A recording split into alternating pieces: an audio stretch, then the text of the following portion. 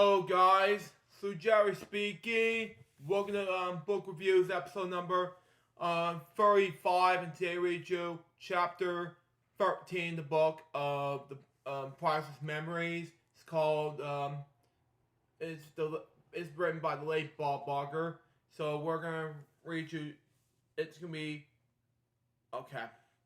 It's going to be basically on DJ&T Foundation. I misspoke my words. Sorry about that. But anyway. And to be honest with you, we're almost done with the book. And let's just read it now, shall we? So we got for us. Chapter 13. DJ&T Foundation. Anyway, I always have animals around me since I was a small child. I have always felt deeply for animals. When I was growing up on the Rosebud Indian Reservation in Mission, South Dakota. As I always mentioned, my mother could look up for the rooftop on two-story hotel when we lived, and then was able to find me looking for the pack of dogs that will always be following me. One except in my animal activism had been my constant reminders for the people who have been their pets, spay or neutered plug, For years and years, I ended every Price Right show with the words, help control the population, pet population, something like that. Excuse me, anyway. Have your pet spay or neutered, things like that. Anyway. Pet overpopulation has a huge problem. Okay? We always have much further to go. We're very proud to have played. Next page. Anyway. A part of in raising awareness, every little bit helps, okay? Despite growing awareness, people have no conception. And the more of the magnitude of the pet overpopulation problem, there's also about almost 1 million animals taken by shelters each year in California alone. Cats and dogs, and about millions, half of them euthanized every year. Wow. Okay.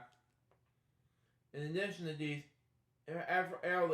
every factor is also costing taxpayers $250 million a year to capture the animals, house them, kill them, and then dispose of them. Sorry about that, but anyway. Okay. It's nothing less than a tragedy, something like that. Sorry about that. Anyway. And with education, it can be stopped. This is why I have to work so hard for so many years. These things can be improved. Change can happen, but I see excuse me, yeah. I can see progress in so many fronts, okay? And it's part of what keeps me working to help educate others in campaigns for new laws, education and overall awareness. Along with many others, I've worked to encourage states, various local governments to institute mandatory, something like that, spay and neuter laws, and ordinate, something like that. This will be a great deal to cut down on the tragic spray dog or feral cat problem. Many of them spray or fuel, but suffer barely during their lifetimes. Their contract diseases, they're injured, attacked, hit by cars, sold in research, and worse. That most people are not aware of the incident of animal suffering. Americans do, by and large, love animals. According to U.S. Census Baru, um, statistics like that. 63% of the homes, of all homes, so like that. Excuse me, again. In the United States, including at least one animal. People love their own cats and dogs, but when it comes to awareness, most people just have to no conception of the animal cruelty problems that exists due to the country. That's why I and many other passionately committed people, the various organizations, are working towards increase awareness, and leads to increase adaptation, something like that. Activism, something like that. Okay. Anyway, an increased advocatism leads to discussion and behavior changes, and ultimately to new laws and more stringent enforcement than the laws already in the books.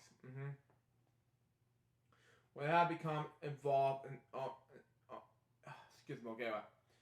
kinds of animal rights causes, spray and neuter issue is my main advocacy project.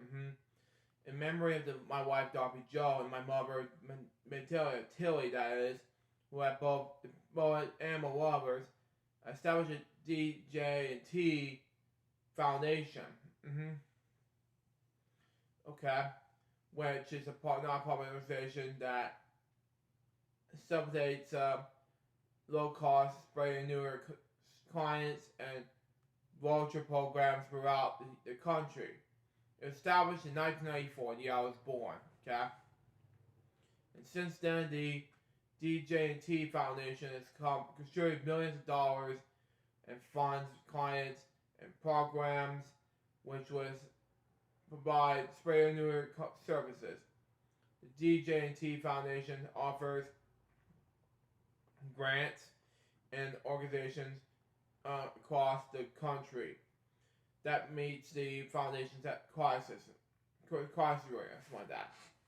It brings on television, and all these years, it has been to make it possible for me to reach people with an important message. It's about animals. Then by all means, I'm going to use the municipality and opportunity. When I received the Lifetime Achievement Award for daytime television, I closed my remarks by saying, "Have your pets sprayed and neutered." When I was in the Dudley Television Hall of Fame, I said I was supported that help control the pet population, have your pets sprayed and neutered. At Story University, I received an honorary doctorate. I was privileged to give the commitment address. I could close the speech by advising the graduates to help control the pet population, have your pets spayed or neutered. Of course, I got a laugh, but better still, I made a point. Activists across the country are working on new legislation. Next page. Anyway, in support of the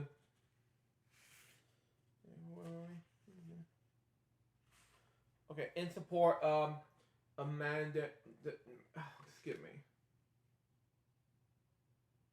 I don't know where was that. Okay. In support of mandatory spray and neuter programs. Some states, like that, have already passed with such laws. It provided funding for people to get their pets sprayed and neutered when they don't have money for the surgery. Mandatory spray and neutered and getting more and more mandatory is what laws haven't been implemented, like that. There's also very encouraging. In Santa Cruz County here in California, for instance. Yeah, for example, something like that. Anyway, mandatory spray and neuter program was permanent, something like that. In 10 years, while the human population of Santa Cruz County, California, increased by 15%. Numbers of animals, cats, and dogs turned to shelters. Decreased to 60%. That is impressive.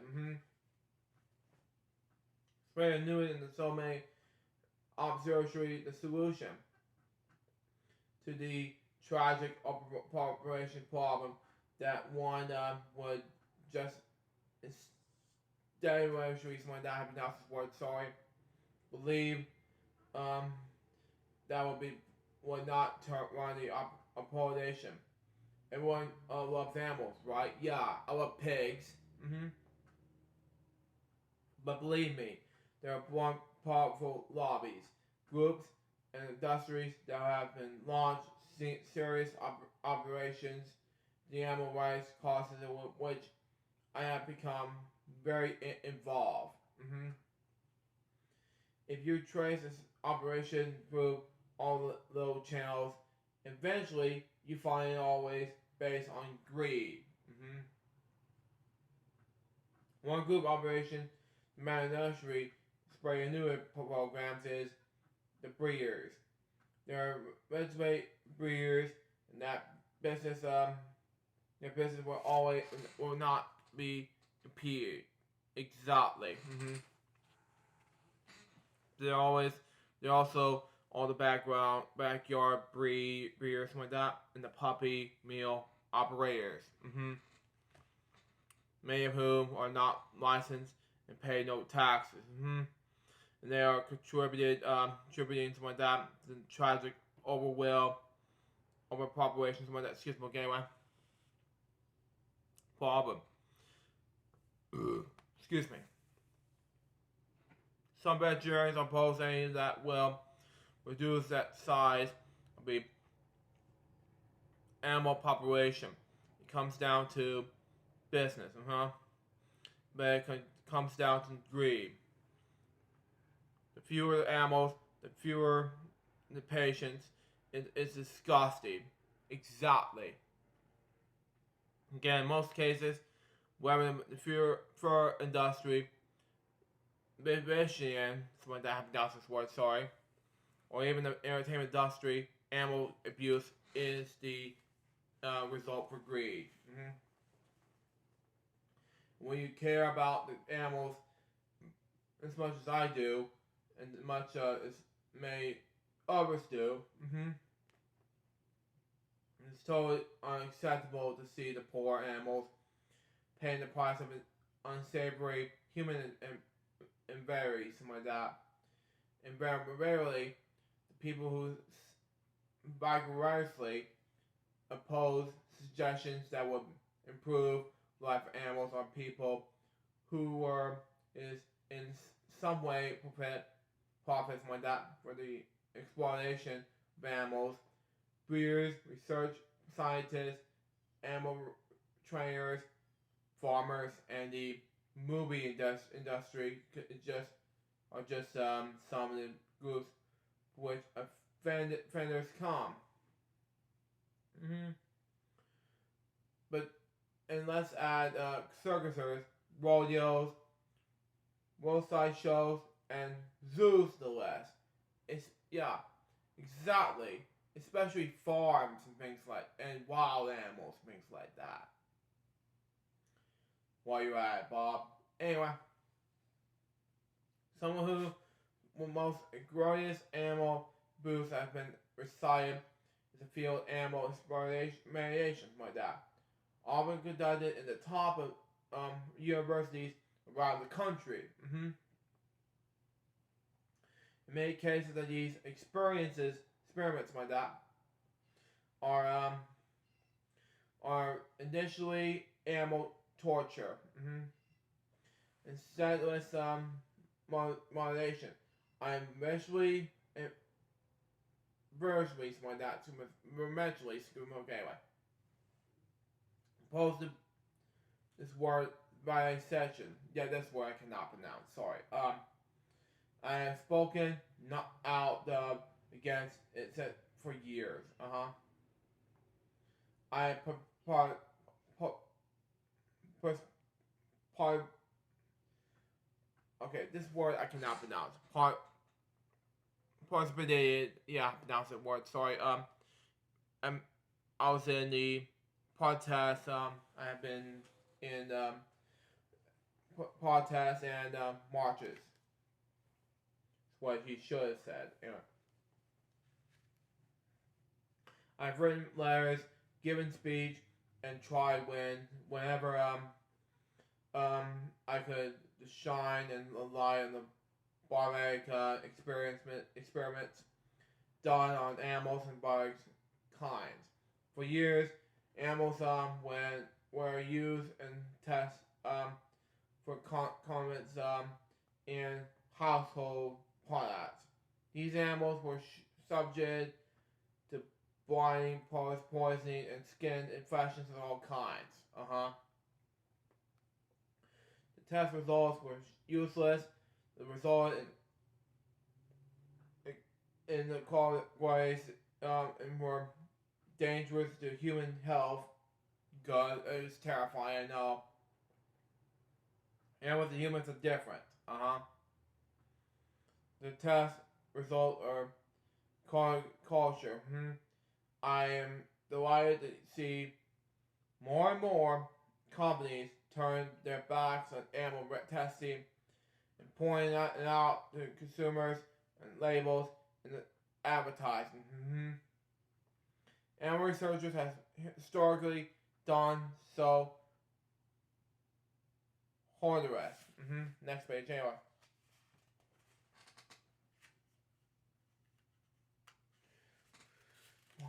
There we go.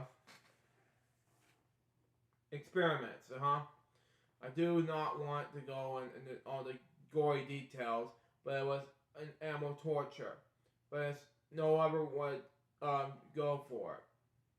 Okay, word for it. The researchers know about what to say about doing with the animals. They know it's barbaric, and they do it anyway. It comes down to money. They got millions of dollars in federal grants and to do animals experiments. One of the easiest ways to get the federal grant is to perform animal experiments.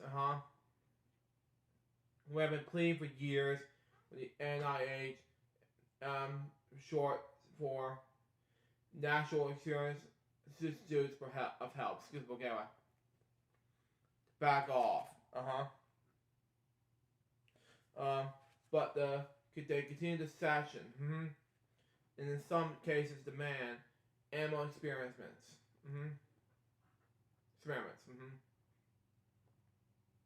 One of the great tragedies in that many of these tests are redundant. In a national tests are down over and over are several different universities. It's sickening to think that it's a senseless, repetitive, and useless torture being conducted. It's also a complete waste of taxpayer money. The same researchers repeatedly receive these federal grants. Researchers' welfare was often called difficult problem to attack. We are attacking it, and I think we have made progress. There have been signs that we are having an impact. For example, printable primate experience to have been considerably reduced. Makes sense in any way. And I think that my highlighting that these stories like that, atrocities, the animal rights movement reduced the level of cruelty to animals in the laboratory, but it's an ongoing battle. I mentioned the nasty bird several times in this book, and more I should. Before I continue further, I want to explain how she came to my life. In 1983, I was an animal shelter in Orange County for an event. The purpose of which she was to attract a crowd and hopefully find homes for some of the shelter dogs.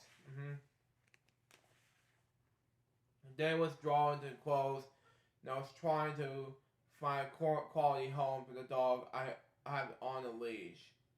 I looked across the shelter yard and saw Nancy as she arrived, and I thought there was one great looking lady, and I said the day was drawing to a close, so I didn't have to time to waste.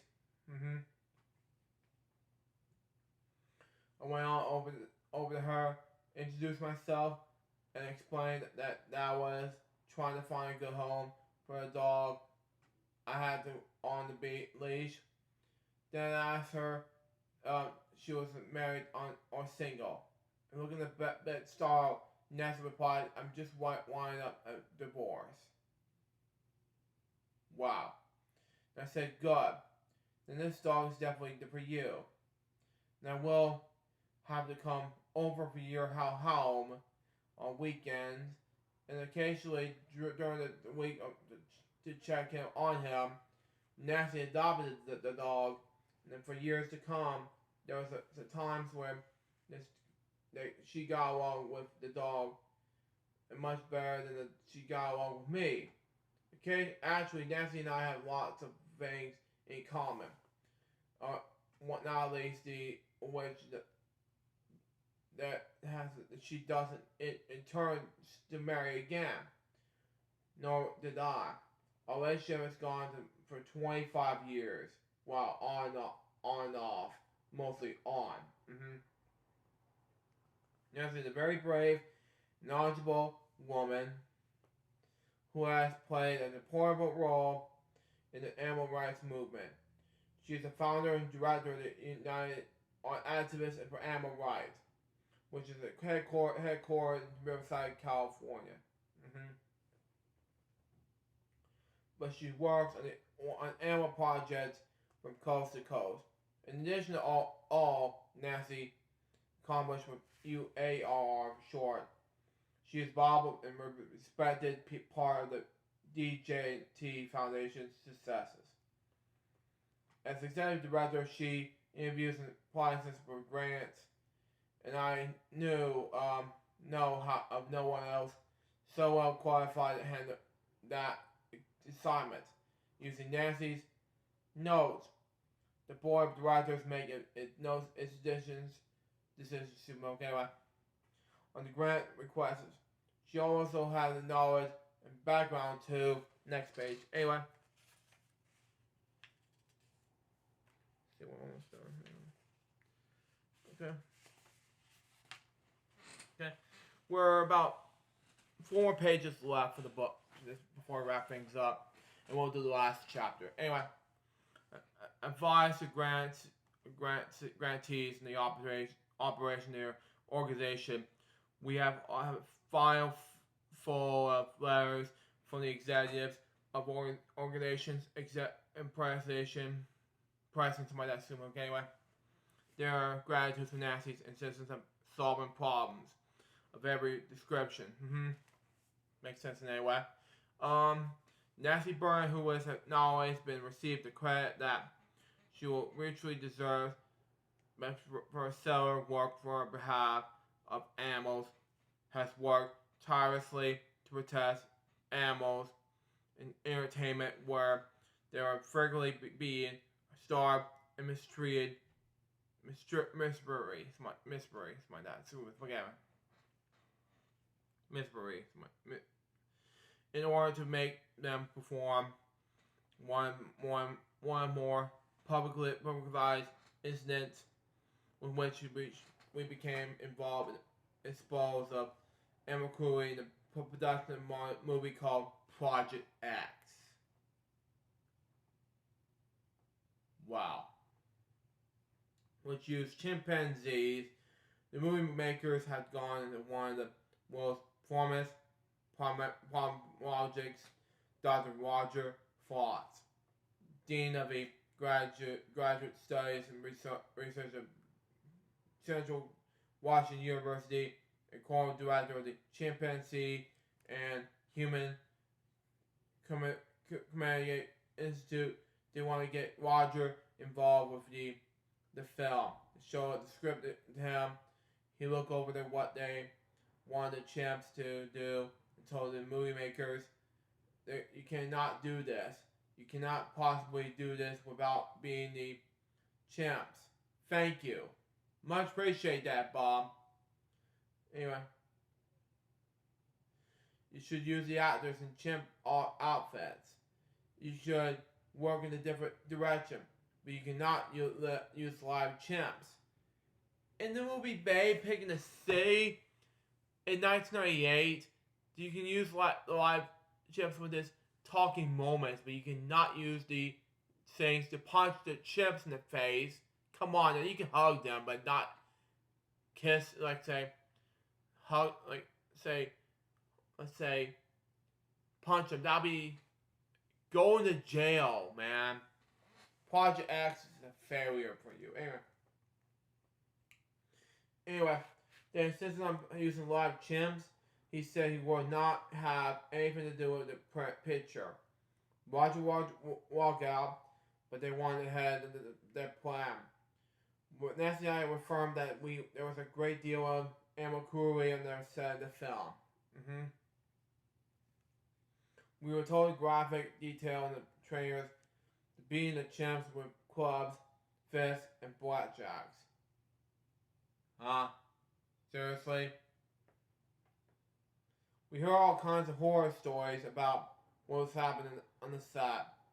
We got on the phone and started making some calls with the responsible people. And eventually we got some cities of Los Angeles involved. And by the time the city finished the investigation, the city wanted to file animal cruelty charges against the animal trainers who work in the picture. The trainers involved avoid an actual violation because the statute of limitations have ran out. An investigation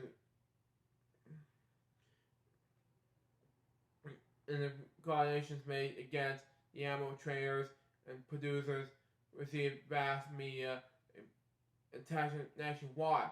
I've been told that the projects both probably did more than made the public aware of cruelty to animals in the production of movies than anyone else have ever done. To this day, whenever someone hears Project X, they think that the chimps and the cruelty involved when the filming of the movie, that movie score of the Burnett Barker duel. After the Project X exposed, Nancy placed ads in the trade papers arguing people the sets who involves animals mistreatment to contact UAR. Of course, people were reported cruelty to animals on sets promised anonymously. Wow, thank you. Anonymously, yeah, thank you. Anyway, otherwise they're risking losing their jobs or even being blackmailed in the industry. It was a result of their ads that Nancy received a telephone call regarding the television show Dr. Quinn, Medicine Woman. The caller reported that the horses on using the Dr. Quinn, Medicine Woman show were not receiving proper care. Eventually, Nancy found a second eyewitness to confirm the first report. Nancy and I discussed how we should proceed. As a result of their experience with the American Anime Association during the Project X exposure, we have lost our confidence in AHA at the time. We decided to seek assistance of Madeline Bernstein of SPCALA, who have rock solid foundation, who were having no sympathy for animal abusers.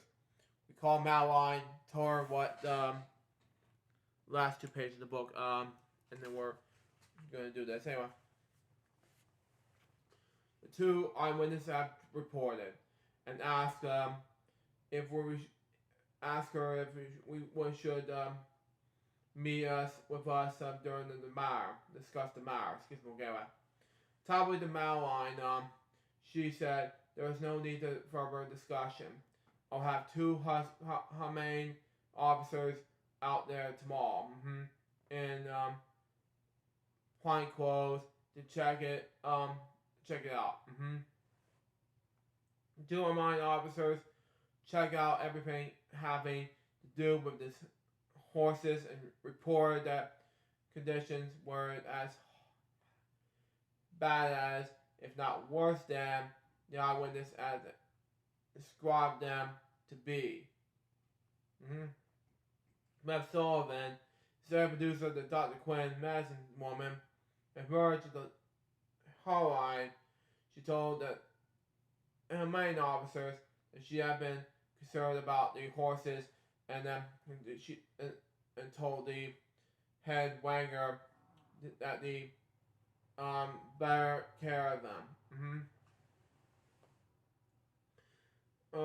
In spite of that fact that Beth Sullivan agreed that the SPCALA humane officers that a problem existed with the manner which the horses had been cared for, and that the problem had to be corrected.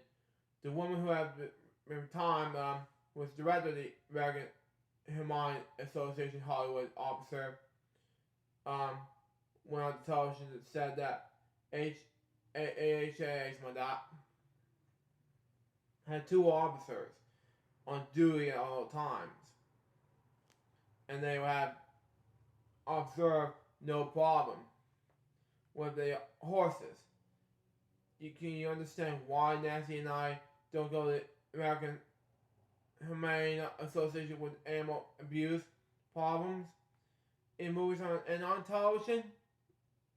I do understand that, Bob. We'll see what happens. In regards to legalization, it was the late 80s that I have a telephone call from Marion Law Foray, who was a California advisory woman at the time. Marion said that she wanted to aim this like that to the California Penal Code to include felonies. There are 2 different words like that. For animal abusers to commit crime against animals, and the penal code were written at the time.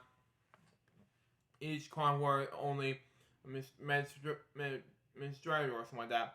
Mary asked me if I would be willing to come into Sacramento to lobby in the favor of such as amendment. I said gladly crimes are against animals such as a felony. Marion said, "Thank you, Bob.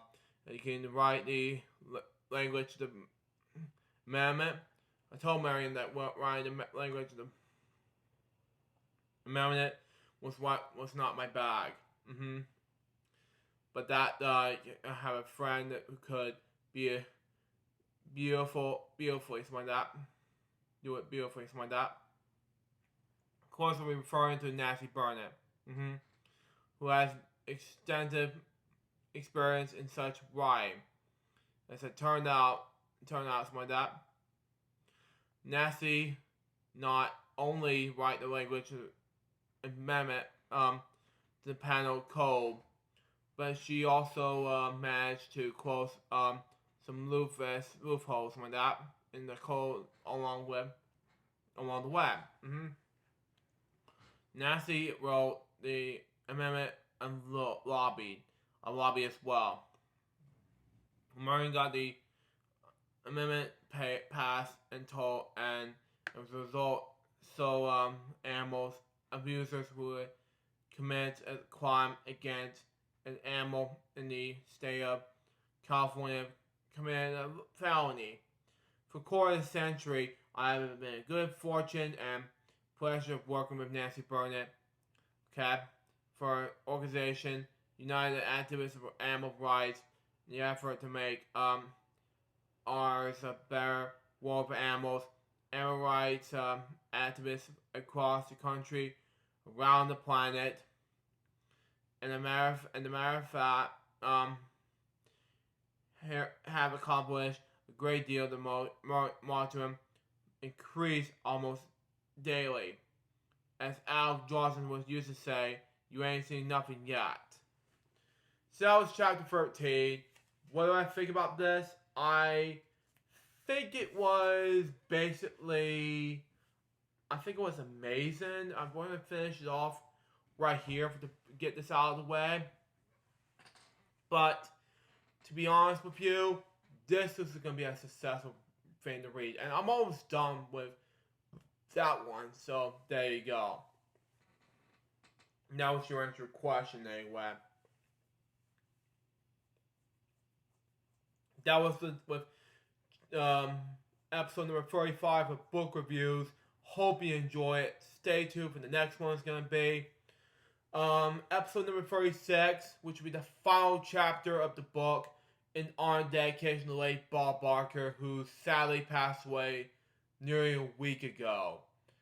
But first, there will be a brand new episode of Lunchtime, because lunch is going to be around the corner, and I will have to say I have to upload these 2 episodes of bedtime of let's say book reviews, and I have to finish it right off.